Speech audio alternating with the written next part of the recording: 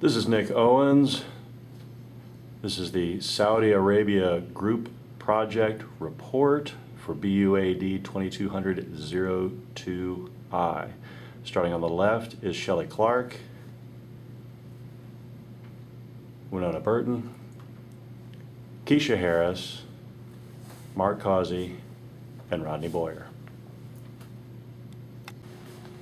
Hello, I'm Nick Owens. Today I, along with Shalitha Smith and Randall Racine, will be talking to you about doing business in Saudi Arabia. I will be covering political patterns and economic institutions.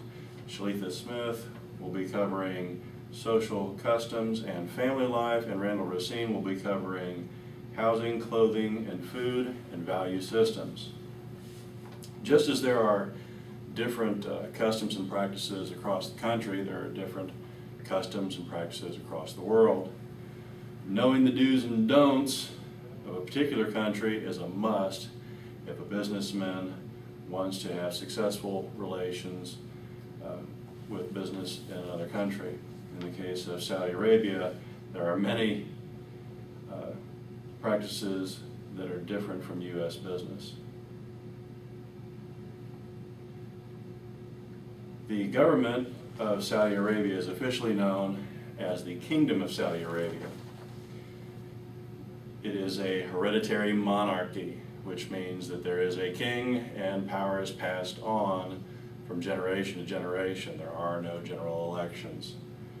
The king and prime minister is Abdullah bin Abd al-Aziz Al Saud. He has been in power since 2005, and the family has been in power since 1932. The heir to the throne and deputy prime minister is Prince Naif bin Abd al-Aziz Al Saud. The government has declared the Islamic holy book, the Quran, and the Sunnah of the Prophet Muhammad to be the country's constitution. They have no separation of church and state in Saudi Arabia. There are no political parties. There is no political expression. The state controls the 4 television stations that they have and basically all media. Freedom of speech, freedom of the press, freedom of assembly, association, religion, and movement is restricted. The Mutawayin is a religious police that enforce Islamic law and monitor public behavior.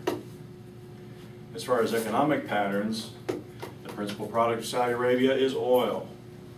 60% of the gross domestic product comes from oil or petrochemicals. There are no labor unions, no collective bargaining, and no minimum wage. Oil companies are all owned by the government.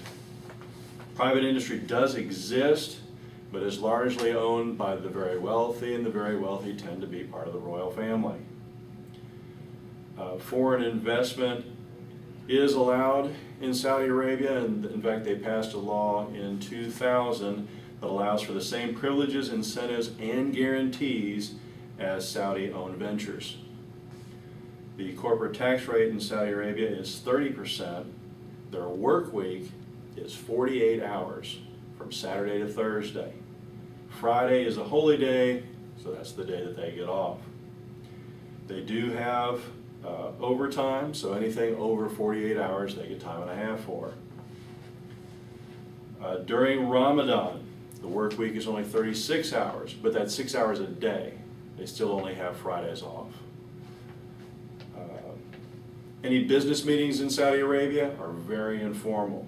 You do not set up appointments for 2 p.m. You just say, I'll see you this afternoon. They have a thing that they call their coffee ritual that goes with any business meeting. It's very informal. You start off with a little personal chit-chat. The coffee bearer comes in, offers you coffee. The polite limit is 3 cups of coffee. During this period, it's all personal talk. You talk about your families, you talk about religion. After that 3rd cup, the coffee bearer leaves and the actual business meeting begins. Now, it's not structured, it's not rigid, it's talking about business, but it's still very informal. When the coffee bearer returns, that signifies the end of the business meeting, and the polite limit, or the time to say goodbye, is about 5 minutes. Now, private business in Saudi Arabia revolves around the family. The hierarchy goes from senior family members on down, except for the women. Women basically do not work in Saudi Arabia. Final decisions are always made by the senior family member. This is not only understood but expected. Family members basically do not act independently within the business. Things to take note of when doing business in Saudi Arabia: dress very conservatively. Men in suits, women in long skirts, typically down to the ankle, and wear headscarves. Be sure not to touch anyone with your left hand. The left hand is considered unclean.